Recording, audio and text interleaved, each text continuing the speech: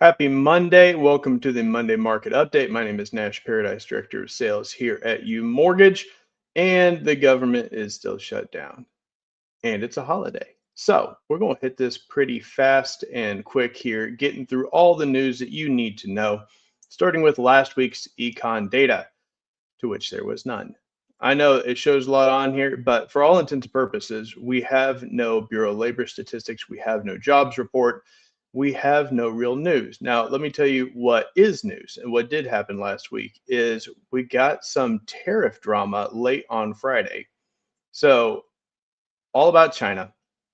Trump made a tweet and sent everything reeling. There is not a lot of stuff going on in the market right now that can be reacted to.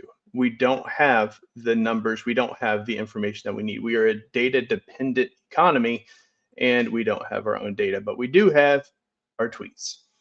That's right. We got information coming out basically alluding to the fact that there could be some more tariff drama, and that sent the bonds prices soaring, which sent the yields tanking. Right now, we got a 10-year yield at 4.03, which is well below where we've been. It's still above that floor. I've said for a while we need to break below that 4.0 on the 10-year yield to get some real activity, but we did close last week looking strong. Let's talk about what could happen this week and what will happen this week, but what should happen this week. You can see we got a ton of stuff on here. Let me decode this a little bit because a lot of this stuff may not be happening. But what is happening is tomorrow we've got Fed Chair Powell speaking. Anytime Jerome Powell speaks, the markets move. This is going to be the first business day and the first trading session after a 3-day weekend, in addition to after the tariff stuff was coming down. It should be a really, really interesting Tuesday. And I do believe, based on the late market movement that we had on Friday, we are going to see markets open up favorably for mortgage rates, unless Powell says something absolutely crazy at 11:20. But the opening anyway tomorrow should be interesting. What should happen later this week is all the big stuff. We should be seeing jobless claims, continued claims, core producer prices, all this stuff coming out on Thursday. And we'll get some of this on Thursday. It's not going to be on hold, so we should see the inflation data. I just don't know how impactful that's going to be. We expect the inflation data to still be, I don't want to say high, but still be holding pretty steady. There shouldn't be any major reactions yet since we just saw the first Fed rate drop, but we're going to have speeches from just about everyone in the Fed this week. Wednesday, we've got 5 speeches. Tuesday, there's 4. Thursday, we've got another 5. It looks like everyone's talking this week. So we're going to be dialed in, paying attention to what's going on. What is everyone saying? And I think it's really going to start with whatever Jerome Powell says on Tuesday. We should be looking at seeing the same cuts that we were talking about. Let's see what we're forecasting right now with the updated Fed chart from the dot plot. We are all but certain to see that cut on 10/29 and should be looking really favorable for a second cut in December. So technically the third cut of the year, we should be getting that back to back to back, holding a little bit in the first quarter, but we need data. We need to know what the jobs numbers are, and I'm anticipating them to be low, slow, and kind of dragging along. That could even lead to a fourth cut in a row by January. So we'll see how these data points move.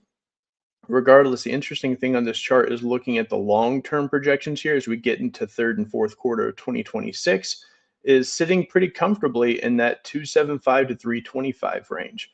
I find it interesting that we're not projecting any of these long-term cuts to go beyond that point, but we're going to see a lot of what the Fed movement is going to look like based on what Chair Powell says. So let's talk about what that means for mortgage rates and what it has meant as we get into the end of last week.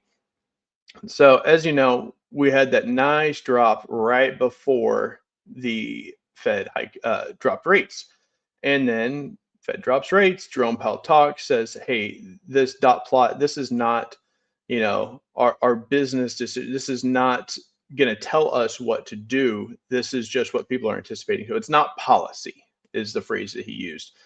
Rates went up, held steady. Saw that very little tick there at the end, that drop that was late Friday, and the market hasn't really had a chance to react to that yet. So we did see the last projection by the end of Friday, 30-year fixed average at 6.32%. We do have room to keep going down closer to 6.25, and I think we'll see that at the opening on Tuesday.